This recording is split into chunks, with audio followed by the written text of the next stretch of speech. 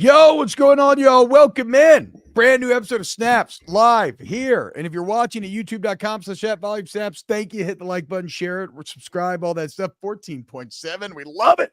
Slowly but surely trucking right along. But if you're watching, you see today it's a little menage a trois, as it's myself, Aaron Murray, and then actual QB1, Jayden Daniels, Mizzou legend, Super Bowl champion, Heisman finalist, All-American, Big 12 Offensive Player of the Year, 14-year NFL vet. Now the Jayden Daniels Show on YouTube already have 5K subs. How about 14 years? 14, Chase. Yeah, that's wild, right? It doesn't seem too much. By the way, that intro was amazing, so I appreciate that.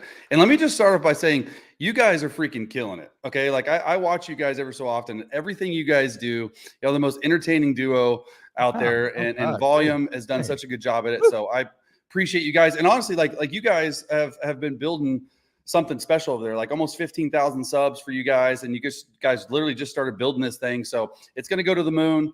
More and more people are going to find out about you guys. And I appreciate you having me on.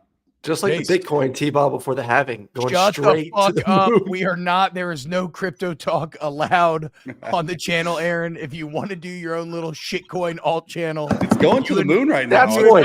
Snaps coin. It is. Snaps coin. Dude, here Snaps. we go. Dude, we need a volume coin. Come on. Look, Yeah, I'm that'd gonna use my little Bitcoin to do a Disney trip one day. We'll see. Okay, look, so in case you don't know, again, I mean, most of you know Chase's bona fides, incredible quarterback, high school, college, NFL, like I said, Super Bowl champ, now in media. And if you have not watched any of Chase's NFL like quarterback breakdowns, the film breakdowns, you want to talk about very dense information delivered in like easy to understand ways from a guy who, again, is pulling from 14 years of experience. I cannot recommend it enough. Jayden Daniels Show on YouTube. Go like, go subscribe. He's a man. Chase, thank you so much for joining us. And if you're watching right now, because we're an hour early, share, tweet it out, whatever, text it to your friends so that everybody can check this out. Chase, I'm going to ask you to reach way back in time here. I was doing some Wikipedia research here, just looking for something, like a little like fun, like interesting fact. Good old Wikipedia. You went to a Texas powerhouse in high school. Yeah. You won 3 state championships, correct? Two. We lost our junior year, 16-15 to Katy, Texas. It's the school that Andy Dalton went to. He didn't play. He's younger than me, but it's that school down there in Katy, and that was our only loss in high school. We went 47-1. So yeah, because you were 31-1 as a quarterback. Yeah, but bro, sophomore year you were at wide receiver. Yeah, dude, holding it down for the white boys, dude. Yeah. So you guys won't believe this, and probably no one on the internet will believe this, but go and ask Coach Todd Dodge, who is the premier legend head coach in all of Texas high school football. So he recruited me to play receiver. So I was freshman year, I was quarterback, and then going into my sophomore year, that we had just gotten a guy by the name of Chase Wasson that had moved in, and he was a quarterback. Like, he set all sorts of state records. So I'm like, all right, I'm not going to be starting as a sophomore on varsity. So he was like, hey, you need to go run track. You need to play baseball, all that stuff. So I run track. I kid you not, I run a 10.8 in the 100-meter dash. True. And he's like, wait, can you do that again? And I ran a 10.7. And he was like, all right, you need to play receiver. And so sure enough, I played receiver. I was freaking the 4th on the team in catches. Okay. 4th on the team in catches. I had 80 catches. What? 80 catches. Damn. Dude, we threw the ball down the yard. Not kidding you, dude. And only 1 touchdown. And it was on a bubble screen. So I really wasn't that good. Like, we had 3 receivers over 90 catches each. Like, it was nuts. Wait, dude. you had 80-something catches and only 1 touchdown in the Yes. And it was a bubble screen. It was a bubble screen. of a house. Yeah, was this been the same time that like Brock Berlin was tearing it up at Evangel? Or no, that would have been earlier 2000s. I think that would have been maybe a few years before. But this was when the passing revolution was infecting all of high school and the spread. And were you calling plays off of wristbands at the time? So dude, we were. I love the fact that you're taking back team. No one likes to talk about this, but we were honestly before our time. Like, we had full on wristbands, and I'm not kidding you. We had 160 plays on our wristband, and we would do honestly, we would do the look, right? Like the yellow cadence, Aaron. And then we'd look back and the coach would signal in a play. So if they're in quarters, we're throwing a post over your head for a touchdown. Like we would just do that and we would go really fast. We had 3 or 4 tempos before tempo was even known. And so that's why Todd Dodge, my head coach, is like sort of before his time in that aspect. So we would have that and we'd have this whole numbering system. It was like 1, 2, 3, 4, 5, because there's no obviously quarterback to center or quarterback to coach communication. So it was nuts, man. Like we were rolling, we were throwing the ball around.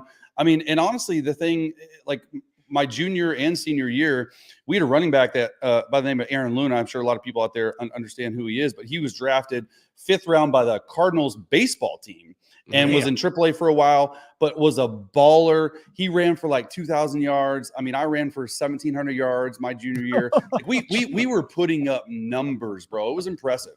All right, I want to ask you this, just for a quarterback playing receiver perspective. So, as the 3rd string quarterback, which I was in Kansas City, certain duties come on to me on game day, and one of those duties are when the receivers don't show up on time to run routes.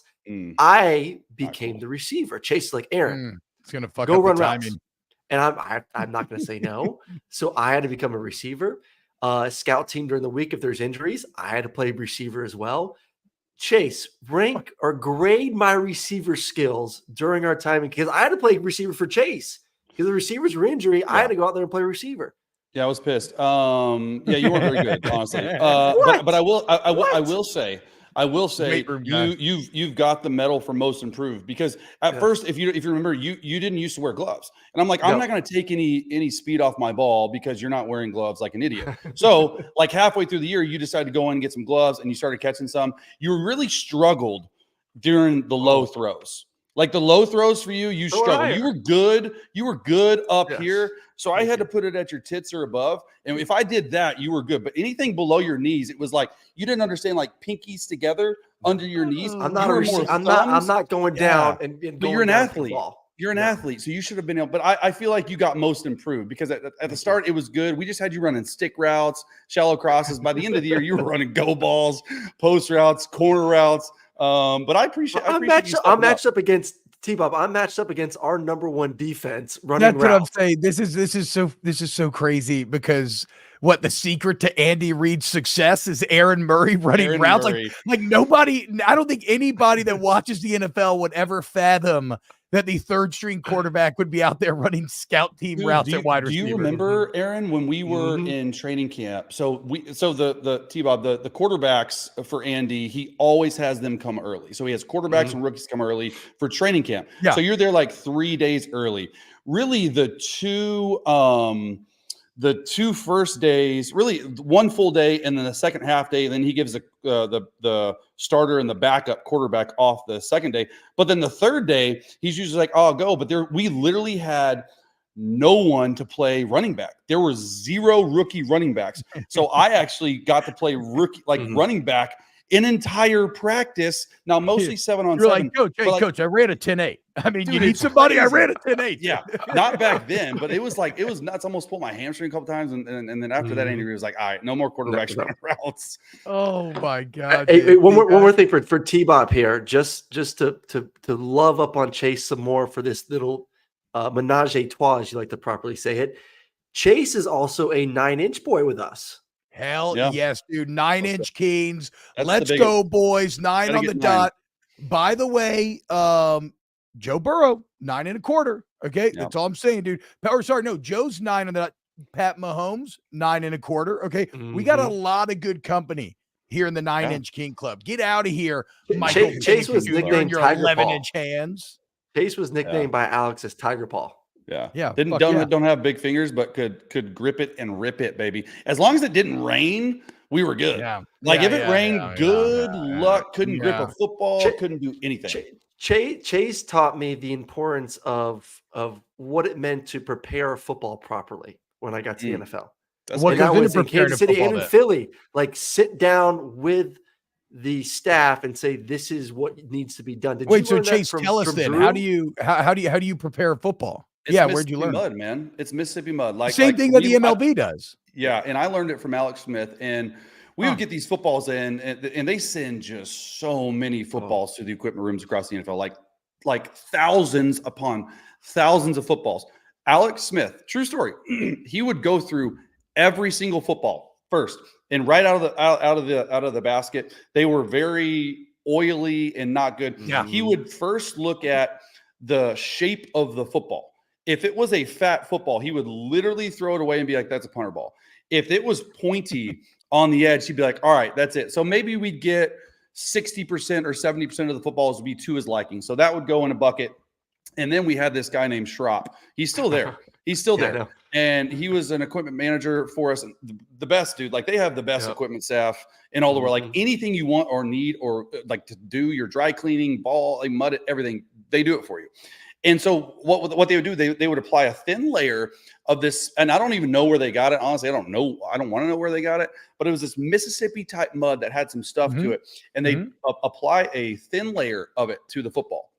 They'd let it set overnight, and then in the morning, they would bake it at 400 for like 20 minutes.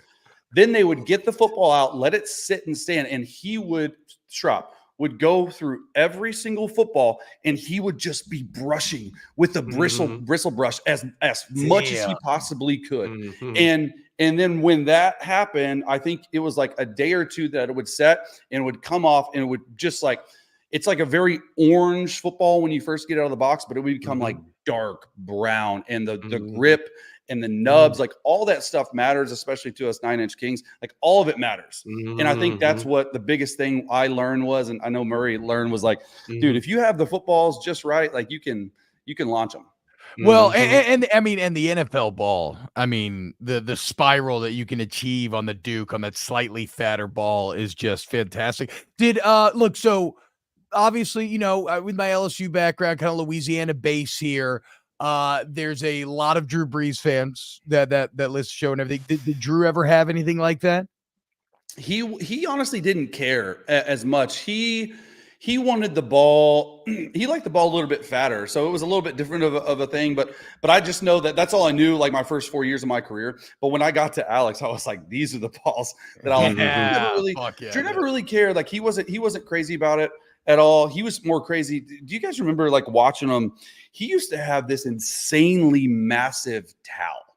Yeah. And like, this towel would go from like middle of his leg to the other middle. Like, I'm talking like super wide, and he'd have them special made, and he would actually put them on. And if it wasn't his, if it was just like one of the NFL cars or towels that they gave you, they would hate it. So that was his like big thing, was like, let me make sure I get a towel. Were y'all finger lickers? Oh, totally. Hell yeah, dude. I mean, you got to. You got to, dude. I used to do it to Snap all the time, too. Aaron, were you a finger licker? I wasn't really a finger licker. No. Bitch. What are you scared of? Germs? Aaron's weird. Aaron wouldn't even shake people's hand. We learned this. So this is what I would do. People's hand before the game because he was so nervous. So my trick was, obviously we had great footballs, but I had a rosin bag, and I would spray the rosin bag with sunscreen, so it got a little extra tacky, and I would stick it in my pants, and I would touch that before to get an extra little stick up on my fingers, which I don't think it's technically. Sunscreen and rosin are legal. Maybe the combination is illegal, but I would have that in my pants, and I would touch that to get a little extra. Did you ever mess with the Gorilla Grip, the Gorilla Grip towel? No, I never messed with the Gorilla Grip. We did that in college before it was illegal. Like, I had like a Gorilla Grip towel that I would go and just like these 3 fingers, just be like, real sticky. Real sticky. Coming off that last finger, like, yep. Totally. Well, and speaking of, I mean, obviously, you're a fucking dog in college, a Heisman finalist, dominated at Mizzou, brought Mizzou to damn near natty, Cotton Bowl win. I remember all of it very clearly. Well, I mean, 2007 was my freshman year at LSU, so unfortunately, we were kind of the beneficiaries of y'all's disappointment. But God, that's an awkward place to take. I didn't mean to bring up bad memories. Let's talk about Mizzou real quick here, Chase. Because how about it, dude? Mizzou, the fucking Tigers are back in a big way. How you feeling about how the offseason went? I like it. You know, we lost obviously our DC, who's boys with Drink and Baker to LSU. So you guys got a hell of a dude. Like I went in like, so let me just rewind. Like I hadn't been back to Mizzou in the non-playing time in maybe 14 years because I was playing during NFL season. Because I hadn't been back. So obviously, first year out, I was able to go back last year in August, like early August when they were in training camp. And I was there for 36 hours and just all access, like every meeting, all the quarterback meetings. I sat in Blake Baker's meetings, like Drink's office. We were talking like all sorts of stuff. I was able to end the session with I talked to the team for like 20 minutes. It was like, I mean, like it was the first time in like 20 years, 14 years that I'd been back just because I couldn't get back. So it was cool to see the inner workings. You could tell that they were going to be special, right? And that they really felt good about their quarterback. And I think that was the biggest thing, right? Was the quarterback play that they got. And obviously everyone knows about Cody Schrader. And look, D-Rob on defense is going to be drafted high. Ennis Rakestraw is going to be drafted high. Like we're going to have some guys go in the first round, I think. And it's a special time. But obviously when you lose a coordinator like that, it's a big deal. And when you're able to get Kirby Moore, all these guys have made such a huge difference. So it's going to be an interesting time for this offseason. I know they're starting spring ball right now, but just talking with Drink, like we're pretty close and pretty tight, and just the direction of the program, right? Like not only do we lose like Baker, but you lose our AD, right, as well. So all that stuff matters. And I think really people are looking toward Drink as sort of the person to hold it together for now. Went out, hired a really good DC, and look, we're excited about where things are going. And obviously, our two losses last year were to you two guys. And I was at that game, T-Bob at LSU. That one was crazy, dude. It was when Jayden took over. Like we were in control, and Jayden just said, "Hey, you know what? I'm just going to mess around with you guys." And in the fourth quarter, like unstoppable. Yeah. And if you really think about it, if we win that game, we're in the college football playoff. Yeah. Or if we beat a Georgia team, which y'all were better than us that day. Like it wasn't even close, obviously. But like we went toe to toe with you guys in Athens, and we played you guys 2 straight years. So Mizzou's Kirby kryptonite. I think that's sort of the belief, right? Aaron, you can talk about it too. Like the belief a little bit in your program, in your players to say, hey, we can play with the LSUs. We can play with the Georgias. What we were able to do against Ohio State, and I don't care. You can't tell me one thing about who they didn't play or who they do play. When you beat Ryan Day and Ohio State in a bowl game, like it sets the tone for this coming year. So I'm excited about that. I want to ask you about, because you and I experienced it when we were in Kansas City, or I think it was my second year. We were overseas playing in London, and we were playing Detroit. And I memory is correct. At halftime, Coach Reed gave the play calling duties over to Doug. Yeah. And we went out there and dominated the second half. And then kind of from there was like that working relationship. I know Andy's kind of given on and off. Eli gave up the play calling duties this year, and we saw the offensive explosion. From the locker rooms you've been in and the offensive minds you've been around and head coaches that do call plays, is that going to be harder and harder to do going forward, both NFL, college, or is it mostly just going to be a little bit harder to do in college, in your opinion? That's such a good question. I do think, like I can tell you right now, I haven't really said this to anyone. Like I talked to Drink about that. Like that was my biggest thing is like, hey, you're giving up play calling duty. Like, how do you feel about it? And he's like, Chase, honestly, like the guy we got, Kirby Moore, like coming over, like he's got it. Like I'll still have my hand on it and the pulse on it. But nowadays, in the age of a transfer portal, in the age of where you're recruiting your own players, in the age of NIL, like I have so much other stuff to worry about. And quite honestly, 2 years ago, that sort of hurt our offense. Like we didn't innovate enough. People were starting to get us. And I just like appreciated the honesty to that, and that is the case with college nowadays. It's like you got so much other stuff than the 14 games on the field you got to worry about as a head coach. And so I applaud him. I think it's great. Obviously, he still has the vision of the program, right? These CEO type coaches. I think you're going to see that a lot more, especially in college. In the NFL, like you mentioned, Andy Reid, I think it's a good thing that it's a collaboration, right? Like at least I can speak to Andy. There's 2 to 3 coaches on the offense side of the ball that are in that meeting with Andy coming up with plays. Like everyone else brings their ideas, but at the end of the day, it's Matt Nagy. It was Eric Bieniemy when he was there, and it was Andy Reid in that meeting room drawing up plays for base downs, third downs, red zone, all that stuff. So I think it's a little bit more collaboration in college, but I do think you're going to start seeing that. And as you've seen this year, the amount of college coaches leaving to go to the NFL. They all want to. Absurd. Yeah, They're there's just trying limited to get spots. out. Everybody's and there's like, limited "Get the fuck out of here, spots. dude." Yes, because the day and age of college football and how you're having to deal with stuff and how you're having to recruit your own guys now, the transfer portal, like all this stuff. I think it's good for college football, but you got to figure out a way to find a fine line, or you're going to see some of these really good coaches leaving. It's Well, yeah. I mean, I want to say on this Go real ahead. quick, T. Sorry, we all played in the BCS era. None of us played in the playoff era. Obviously, it would have benefited me. It would have benefited you to have a playoff, to be able to have an opportunity. Like, do you like the overall direction? Like, you're an NFL guy. You know that's your bread and butter. But obviously, have, like T-Bob said, like, you have this incredible history in the college space. Obviously, you know football. Is it good? We talked about it yesterday a little bit. Is it good that college football is becoming a little more like the NFL in certain aspects?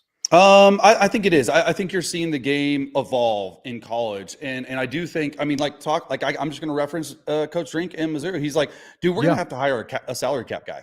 Yeah, like just being 100%. completely honest with you, You got to make it like fun. that's it does. And obviously, they were at the forefront of that Missouri legislation to let NIL and everything that they did to pass that. So he's very aware, and I think I have a very good feel on like their direction and how they're going about stuff.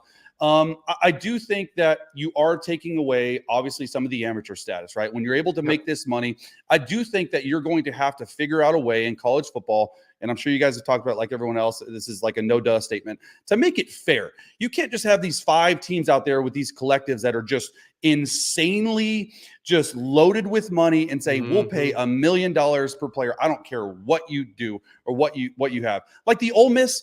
Dude, I'm sure you guys saw it. The Ole Miss quarterback, I don't even know his name because I'm not up to date. He just got a private jet. Dart. Yeah, dude, how about it. it, dude? Like, what? Like, good for you. But, like, man. imagine the players on these teams. Like, if you're the punter and you're like, the quarterback has a, like, oh, man. Like, all right, I got to go find something. So, I just or you got to like, be boys with the quarterback. Yeah. So I do imagine being a quarterback line. of an SEC school, going to the Kappa Delta house and saying, hey, who wants to go take a spring trip on my PJ? Let's go to Panama City or Destin. It is crazy though, because I mean, I kind of feel like there has been, I don't know. I thought it was going to lead to a further concentration of power.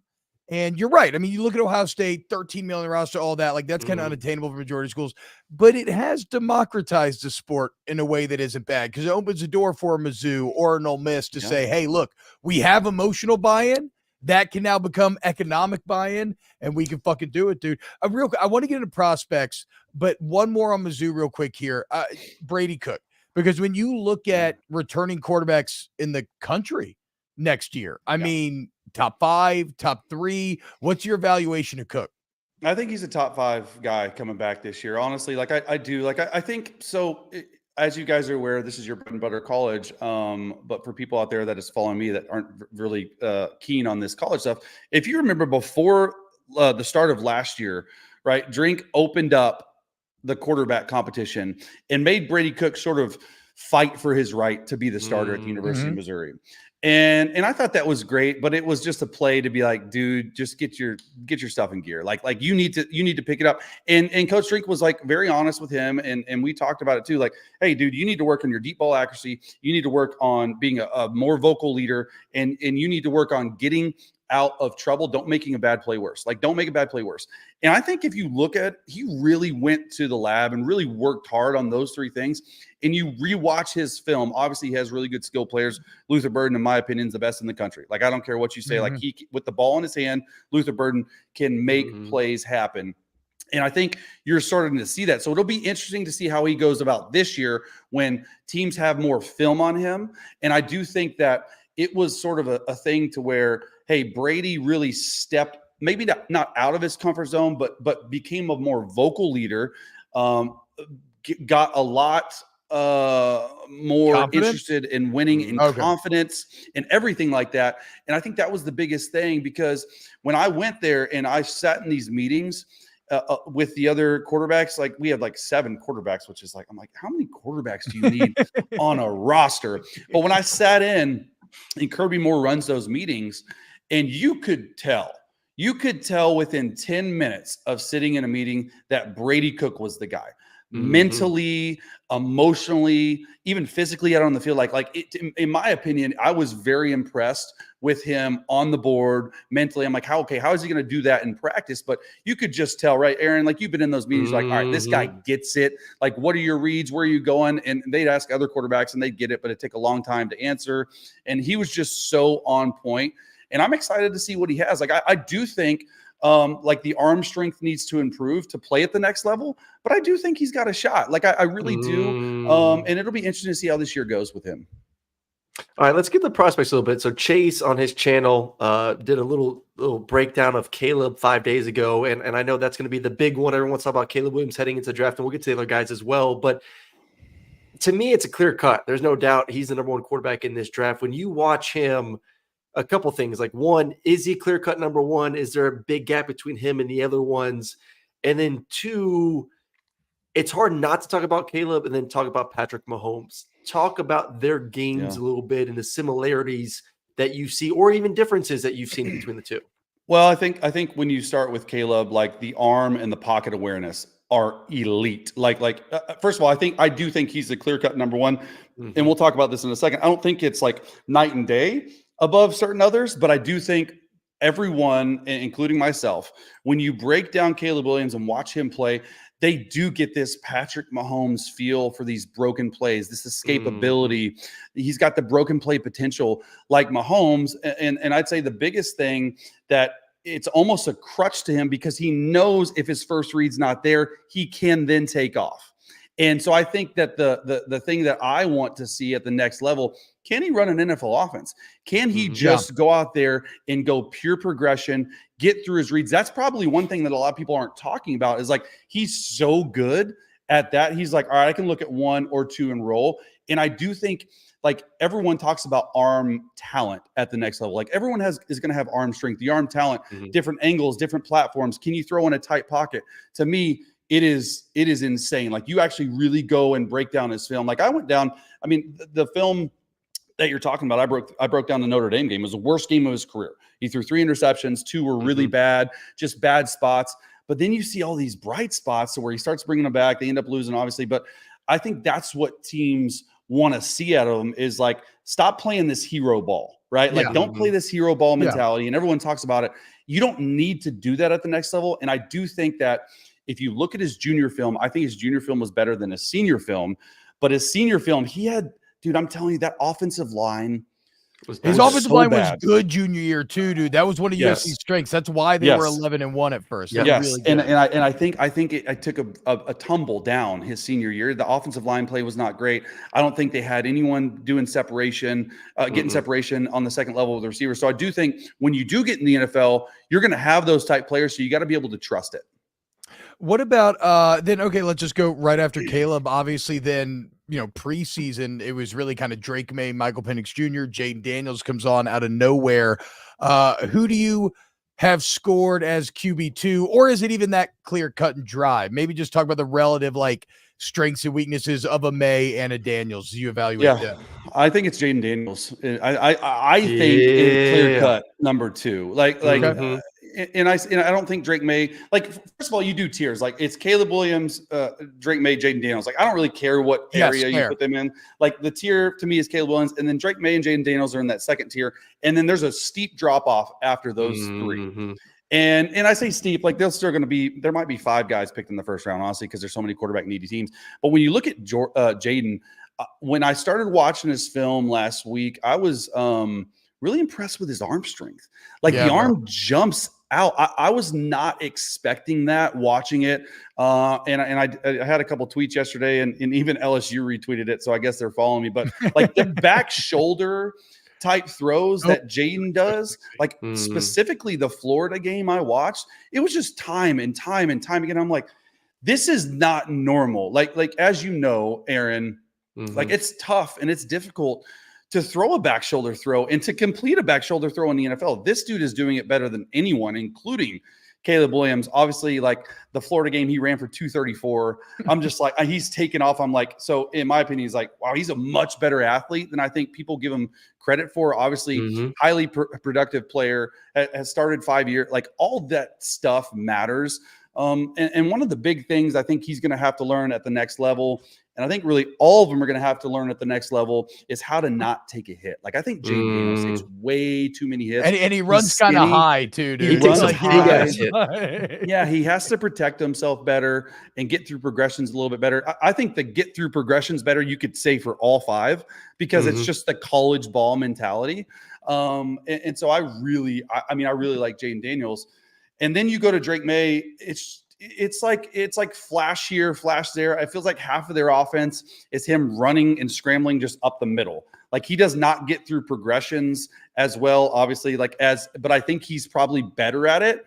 And he honestly, and I was talking to a couple OCs and GMs, and they sort of agreed, like he sort of reminds me of like a Justin Herbert, like big, strong, like tall dude, prototypical size, can throw at all different angles, unexperienced. And look, in my opinion, he's got that gunslinger mentality that can be good or bad.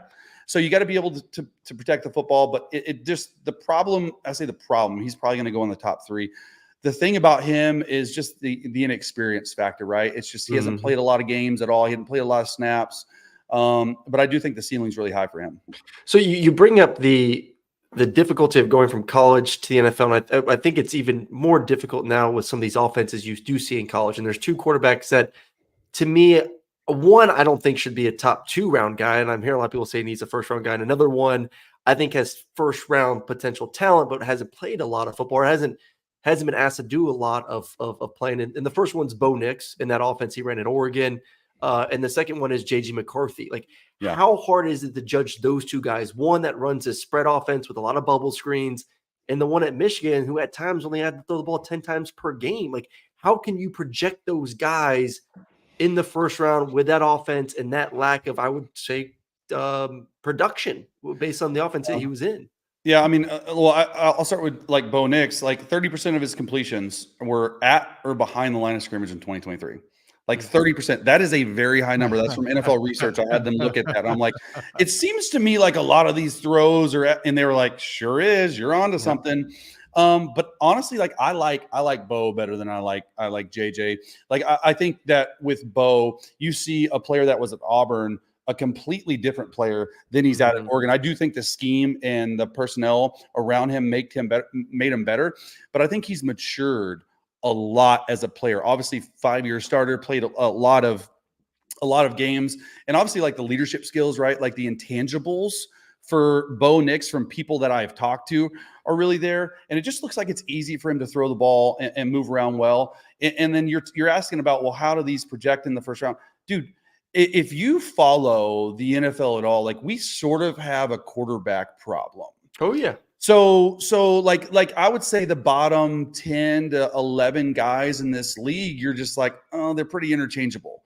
And so when the new hottest commodity comes around, when you can prove to yourself as a scout or a GM that you really love these guys, like you might reach, like I could see one of these guys going to the Vikings. Like actually I have Bo Nix going to the Vikings, like, because you don't know what's going to happen with Kirk Cousins. He might be a guy to sit and to run Kevin O'Connell's offense, and you're going to love him. Like he's shown that the arm, the talent, it's all on the same level as current NFL quarterbacks for the most part. Like I don't know if he's the top tier, but I liked him. And then with JJ for me was the hardest to really dissect, because they don't ask him to do a lot. No, like they really don't. And so like I want to see him on 3rd and 10 drop back and throw a freaking dagger in the middle of a field versus cover 3 when it shouldn't be completed. He has flashes like that. It just doesn't show up. Obviously, good athlete when he's it showed up a lot at the beginning of the season for him. I mean, it was early on the season. They weren't playing a lot of great teams, but you saw flashes of the arm strength, and it just, the end of the season was not a good conclusion. And all the tangibles, like you said, are there. It's just he lacks experience, and I think that's a big thing. Talking with NFL GMs, talking with coordinators, talking with head coaches, they want guys that have played a lot of football, right? And they want guys who have played a lot of football at the highest level, and so that will help him.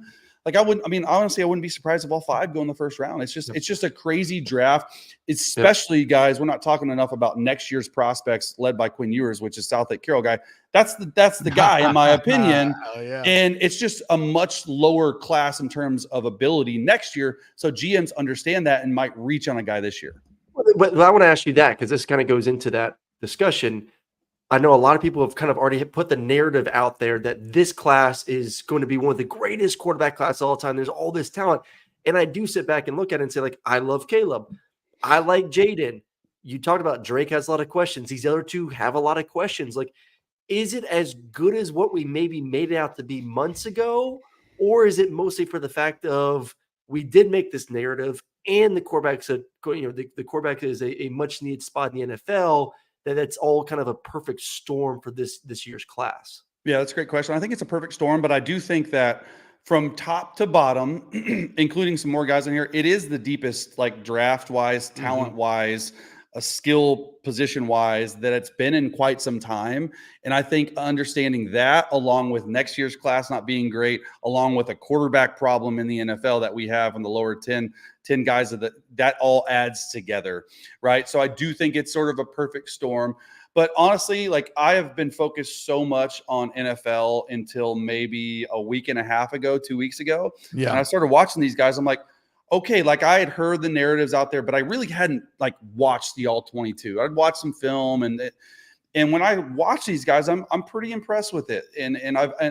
So my eyes are new to it. And I think guys that maybe have watched it for a long time, maybe sort of like, okay, well, let's find something in a narrative to talk. But I do think, just from me personally, I do think it's a pretty deep draft. So you mentioned the quarterback problem in the NFL, and I've always thought about quarterback because, like, me and my old man talk about this, right? He's like you. He played 15 years professional quarterback, right? And it's like, it's a job that requires such an insane mixture of mental competence, processing power, and athleticism that on the planet, there's maybe like 15 guys at any given time that can play at a level that their fan base will deem acceptable, and 15 might even be friendly, right? Like, everybody else is like, I don't know, fuck this guy, like Kirk Cousins. It's like the Kirk Cousins Mendoza line, right? If you're better than Cousins, they're in love with you. If you're worried, they're not. But like, Cousins is actually awesome. He'll probably make like $50 million a year in his next contract. So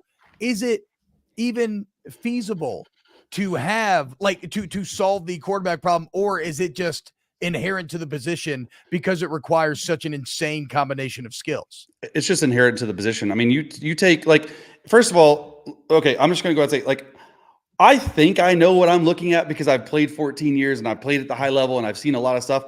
Dude, we got no clue what we're talking. Look, last year at Brock Purdy, mystery relevant. Yeah. Should have been the MVP if he wouldn't have thrown 4 interceptions against the Baltimore Ravens and like takes the team to the Super Bowl.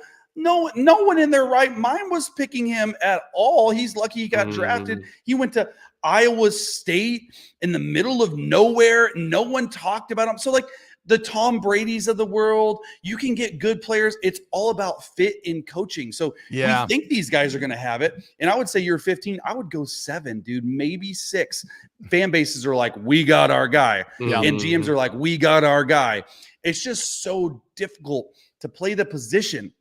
Obviously, you got to have the mental strength. You got to have the physical strength, but you got to have a good coach, man. You got to have a scheme that fits yourself, and you got to have an offensive coordinator that decides, hey, we're going to build the scheme around Caleb Williams or Jayden Daniels or Drake Maye, all that stuff for it to work. And oh, by the way, as you guys know, you can be the best quarterback in the world, but if your 10 other guys around you are awful and don't play really well, you're not going to be good. That's just how it is. Well, I mean, it's so funny. We ignore it. You're right. We ignore the situation all the time. I think the prime example of this is Tua, right? When Tua has Brian Flores, is he a bust? He's this or that. And then all of a sudden Mike McDaniel shows up and Tua looks like one of the best quarterbacks in the entire NFL. Speaking of a good fortuitous fit, you were a part of the magic that happened back in New Orleans, 2009, getting a Super Bowl. I mean, saving the city, completing the return from Katrina. It's unbelievable what it meant to people down here, but I'll never forget watching the parade, and our guy Drew was fucked up on that float. And I have this like mental image, and because he's not someone who you see kind of let the guard down that much, but I have this not publicly at least, right? I have this mental image burned into my brain. You were basically like his holdback coach on the float, making sure he stayed alive. Were you aware of your responsibility going into that Super Bowl parade? Oh yeah. Yeah. I mean, dude, the drinks were flowing at like 6 a.m. that morning. And I like, that was one of the coolest days. Like obviously the after party of the Super Bowl was great, but then like we go down there in New Orleans and it's Mardi Gras time, and all the crews in Mardi Gras, first of all, it's a huge deal. They let us ride on all their floats, like Bacchus and Demian, all that. So it's like, that's a huge deal before they are able to do that. So we're on the float. It's the offensive lineman. It's me, Mark Brunell, and Drew Brees is sitting in like the king seat of Bacchus or whatever it was. And we had been, I mean, the tequila was flowing, like we were having a good time celebrating as we should. And I just remember like halfway through, not even halfway through. First of all, the parade route was like 2 miles. I'm like, oh, we'll be done in an hour, like whatever. It took 8 hours. Yeah, dude, yeah. 8 hours. This is the way. Having some cold ones with the crew and the offensive linemen. And I just remember Brunell, like 2 hours in, he's like, hey, Chase. I'm like, what? He's like, we're going to have to hold Drew like up. I'm like, what are you talking about? I'm like, he's almost fell off the float 5 separate times. I was like, oh, okay. So I'm just up there, just like holding his like sweatshirt up. And he's just like, oh my gosh. And we're throwing, and he had a great time that day, to say the least. It was one of the most magical times in the city's history for sure. And this has been one of the most magical times in Snap's history, Chase. I cannot thank you enough. This was so much fun. Again, you already know you want to go check out the Chase Daniels Show on YouTube. Go subscribe. Again, you want actual film breakdown. Think about it. 14 years of NFL experience. And I imagine, Chase, like you're grinding, like you probably learned to love grinding film in your career. And so like, do you still love it? Is that why you still do this? You just love being in the all 22? Yeah. You know, when I decided to move on to media this past year, there were some really good opportunities, and I'm just like, I gotta stay around the game. It was either coaching or media. And if I coached, my wife would divorce me. Like I've given so much to this game. Like it's just, it wasn't in the cards right now. And like I got access to college and NFL all 22, and it's just something. I mean, Aaron, you know, right? You've been. I just love studying film because I like understanding what different teams are doing with different players. And my job, or not my job, I really, of all the things I do, like this YouTube channel to me, with the breakdowns that I'm doing, like I just want to teach ball to people. Like I want people to learn, and I could have never imagined that it would have taken off like it's taken off right now. So it's fun. And I think that's my biggest thing is like, hey, I have so much knowledge just from being around so many different players and teams and stuff. Like I want to be able to teach it. And so that's sort of my goal in these 20 to 25 minute videos, is to show you what teams are doing, but also to sort of teach you football for the betterment of the game. Hey, speaking of film, I lived with Chase for about 3 months in Philly. Philly. Oh wow. Chase would wake my ass up every morning at like 5 o'clock in the morning, come banging on the door. Get your ass up. We gotta go watch film. We jump in the Jeep. It is funny with though, his Chase, overinflated tires, be bouncing on those damn the Jeep was streets so in bouncy. Philly. you kind of you kind of fucked our boy Aaron, because he got caught behind one of the greatest backup quarterbacks in NFL history, dude. He just kept cucking him, dude. That's funny. Oh my gosh. Chase, I can't thank you enough, man. You've been so gracious with your time. I know you're super busy, so thank you. And look, you can check Chase Daniels Show on YouTube. You got the podcast of Trey Wingo once a week, also all over the YouTube channel, the Athletic Football Show. Follow him on Twitter at Chase Daniel. Thank you, man. Thank you so much. Yeah. Thanks, guys. All right, let's hear from the DraftKings. We got a little more snaps to wrap up the show. Get in on the action with the DraftKings Sportsbook, an official sports betting partner of the NBA. Check this out, guys. If you're a new customer, use the promo code T-Bob, T-B-O-B. You deposit $5 or more, you get a no-sweat bet up to $1,000, which if you lose, you'll get that money back in bonus bets, okay? So for me, South Louisiana, I'm a massive Pelicans fan. The birds are hot right now. I'm playing props. I'm betting lines. But the point is, I'm supporting the birds. Like, you bet however you see fit. Your favorite NBA team, your favorite trends. It's all there for you. The place to play is at the DraftKings Sportsbook. So download the DraftKings Sportsbook app now and use code T-Bob, T-B-O-B. And new customers get a no-sweat bet up to $1,000. $1,000 if your first bet loses. Only on DraftKings Sportsbook with code T-Bob. The crown is yours. Ooh, I need a cigarette. That was fun. It was a lot of fun, dude. Oh man, I love Chase. What a firecracker of energy. Okay, real quick here, close out the show. ESPN, 80 best college football quarterbacks since 2000. We are firmly in the offseason. Here's the top 10. Number 1, we'll see if we agree or disagree. Number 10, RG3. 9, Marcus Mariota. 8, Lamar Jackson. 7, Kyler Murray. 6, Deshaun Watson. 5, Joe Burrow. 4, Tim Tebow. 3, Vince Young. 2, Cam Newton. And number 1, Baker Mayfield. How about it, Aaron? QB1, what do you think? Baker at 1. I don't know if I'm putting Baker at 1. To me, it's, who I want 1. Yeah, I know. To me, it's a mixture of my top 3, and you can put them in any order you want because they're all very different with the way they play. Top 3, whatever order you want. Tebow, Cam, Joe, Burrow. Those are my top 3. I think those should be your top 3. What about Deshaun Watson? I like Deshaun too. I like Deshaun. I'm tempted to put Deshaun in over Tebow. Or if you wanted to go Tebow over. Tebow. No, I don't hate Tebow. I don't hate Tebow. I don't hate Tebow. I was going to say, in fact, you could maybe take Burrow out of there because it was 1 year. But it was like such a maybe year. The greatest. But so was Cam. So Cam was 1 year. Yeah, but Cam also had success at Blinn and everything else. Yeah, I don't count that though. He's remembered for the 1 year at Auburn. Wait, where did okay, wait. So PG has linked Aaron Murray on this list. Where did Aaron comes in number 47? Top 50 Murray bitches. Resurrected the Mark Richt era in Athens, leading the Dogs to within seconds of the BCS championship in 2012, and not only finishing the most passing yards in the history of the SEC, but finishing nearly 1,000 yards ahead of second place Drew Lock and nearly 2,000 yards ahead of third place David Green. Suck it, David Green. There's only one Georgia quarterback that I recognize, and it's my 9-inch king with his tacky rosin bag stuffed in his pants. 9 1/4 to try to make his dick look bigger. All right, so if I had to re-rank the top 5, how I go Cam Newton 1. I go Cam Newton 1 with a bullet, dude. Okay, I mean, you saw the fight the other day, dude. Not even 4 people trying to fuck our guy up could handle him. Right, we'll do Cam 1, Joe 2, Tim 3, Deshaun 4. Okay. I could do that. Who do we want to be 5? 5 would be Baker? Vince or Baker? Ooh, yeah. I mean, Vince, it's tough because Vince suffers from a little bit of a different era to where his numbers don't look as overwhelming, but at the time they were mind-blowing. I'll put Baker at 5. I'll put Baker at 5. But Vince did straight up fucking win a natty, right? Yeah. But Baker's story coming from being a walk-on and just like consistently betting on himself, it's hard not to be enthralled by that. This is our Snaps top 5. We'll put our graphic out, official stamp of approval. Snaps top 5 quarterbacks of the 20s or 2000s.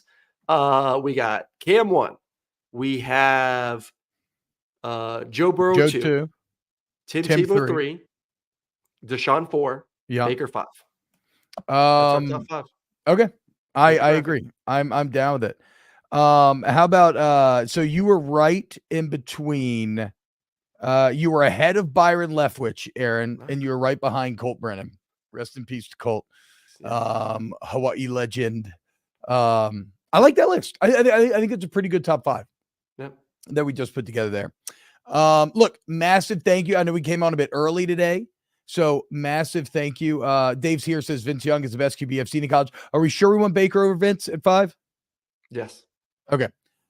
Massive thank you to everybody joining us. I know we're an hour early. Can't thank Chase Daniel enough. And again, guys, for real, if you want to really learn football, like his YouTube channel is invaluable. It is awesome. Texas rocks. Terrible top 5, just lousy. Look, Vince he's OLI, right? He's number 6. He's OLI. He's just on the outside looking in. And Texas rocks, you should be happy because if you noticed it, Chase Daniel just told you he thinks Quinn Ewers is the best quarterback in the country next year. Has T-Bob set an actual date to get his haircut short yet? The audience deserves some firm notice. Again, I have to double check my brother's wedding, but it's in April. I'm officiating it. So my wife says I have to keep my hair because she loves my hair where it's at currently. After the wedding, the fuckboy fade will be the first. I get my hair cut on Wednesdays. That'll be the first Wednesday after the wedding. I will officially show up with a fuckboy fade that Thursday, and me and Aaron can finally become the Tampa 2 that we've always. And I'm not talking about Monty Kiffin. I'm talking about the timing for the 2. the Bitcoin halving's right about then as well. So like you'll be full. So do I need to steam sell ahead. at that point? What do I need to do when they have it? Do I need to sell? Do I need a Yeah, you need to sell. Oh, You need wait. to How sell. about this? Do I need a hodl? See? Hodl. Look at me. Hodl that Look at bitch. me. Am I a Hodl. crypto guy? Am I a Yeah. crypto guy now? Texas Rocks, Vince is 1. Disagree on Quinn. He still frustrates me. LOL. How the fuck do you not know the dates? Says Jav Solo. I live my life. I'm what you would call detail agnostic. You know, I just kind of take things as they come. But to your point, I probably should. Shit, I got to make sure I'm still a minister. I married my sister, so I could technically marry, bury, and baptize. Aaron, if you're ever feeling a little like you need some forgiveness, you can come to me. Right? Yeah. I can help you out. We're good. You want to hear a funny do like memory? this. Some guy, T-Bob, never do what your wife wants. We need to have a private talk about a long-term marriage. It's not happy wife, happy life. It's happy king, happy kingdom. I like that. I'm gonna I tell my don't. wife that right now. That's fucking awful See, advice. I'm gonna go see how That goes. is going to fuck you. Please, nobody listening. Like, I don't care. I got a few firm rules in this life. A new firm rule is don't buy drugs from strangers. Like if you're in a bachelor party or something, you cannot buy street drugs anymore. It's too fucking sketchy. You got to line it up ahead of time, or you just got to go with that. Okay. One of the other rules would definitely be happy wife, happy life. I think that's probably for the best. You want to hear a funny memory I had today? We were talking about like our crushes. So Stephen A. Smith had a question of like, every decade you've been alive, who'd you have a crush on? Right. And so for the 90s, for me, one was Danielle Fisher from Boy Meets World, of course, Topanga, just like absolute babe. But the other was Britney Spears. And I thought this was pretty creative. Okay. My young 11, 12-year-old fantasy was that me and Britney Spears would do a Freaky Friday and we would body switch. And while I was in her body, I was going to take a bunch of pictures of my boobs and I was going to mail them back to my actual home address so that when we switched bodies back in my mail, I would have pictures of Britney Spears' boobs. That's actually genius, dude. You don't think that's creative at all? You're a weird person, bro. I think that makes all the sense in the world, dude. I feel like I'm still proud of that scheme. I don't know how your service is going. Friday. No, your service. My service with the crap, or yours? My service with the good. God, I didn't hear that nonsense that came out of your mouth. Who's your 2000s or 90s crush then? For the 80s, for me, it is very clearly Karen Allen from Raiders of the Lost Ark. She's got this magical smile that just infatuates you. And then who? Christina oh my God, Aguilar. Okay, Aguilar's a good one. Yeah, I'll never forget the Dirty video when it came out. Just kind of like freaked out in a good way. And then I would say Heath Ledger would be up there for me as well. Another guy that the smile is just magnetic. And oh, dude, Sloane from Ferris Bueller's Day Off. If we're talking 80s, I was infatuated with her. She had such a charisma, such a screen presence. I still wonder what ended up happening to her. But yeah, she was awesome. Ferris Bueller Day Off, great movie too. One of my favorites. All right, that'll do it for today's show. Yeah, Ledger's definitely a man crush. How could he not be? 10 Things I Hate About You. You kidding me? Great movie, by the way. By the way, boys, Dune 2. Let's fucking go. Almost here. Gonna see it this weekend. PLF, Dolby Atmos sound system, 4K Barco laser projection on a fucking IMAX screen. Who's fucking hyped? This guy. Gonna rewatch Dune 1 tomorrow night, I believe. We did that on Friday. This past Friday, we watched Dune 1. How'd it go? It's so good. So good. It was my second time rewatching in the past 2 weeks. Sharon's first time. So Oh, nice. we're ready. Okay, hell, so you're We're fully zoned prepped. in. I'm ready to go. Ready to go. Lock Hesse, Dolby Atmos, what matters most. I agree. Like, the biggest difference between theater and watching a movie at home, in my opinion, is not actually the screen size, it is the audio setup. If you go to a theater that has a next level audio setup, it can't be recreated at home. Mm-hmm. When you feel those thropters in your chest with like, and those sandworms in your chest. Ooh. Have you seen the Dune popcorn bucket? Mm-mm. It looks like a giant butthole. It's kind of funny. How about this? Here's another thing that I was thinking that's kind of funny. You get a popcorn bucket and you put a hole in the bottom, and then you ask the person next to you, "Hey, you want to play? You want to ride my sandworm?" Mm. Hey, come on. Yeah, that's it. Uh-oh, here it comes. Wait, hold on. Take a little popcorn out. It's not big enough. Just take some, snip some off the top, dude. Just, hey, chill out. Just take some. It's a small bucket, okay? Okay, it's a kid's bucket. It's a kid's little bag. It's not a kid's bucket. It's not a kid's bucket. It's a bag. It's a medium bucket. Okay, it's not a large bucket. To be fair, it's a medium bucket. There we go. We love you. Thank you so much for joining us here on Snaps. Please hit the like button, subscribe. 14.7, climb it at 15. Let's go, dude. Love you all. Thank you. We'll be back with more Snaps Live on Thursday. And in the interim, remember, youtube.com/@volume-snaps has uploads every day. Check that out. And you can follow us on Instagram, TikTok. You want to help us out, trying to grow some channels there at Volume Snaps. Y'all are the best. And yeah, we will see you live Thursday. Take it easy, y'all.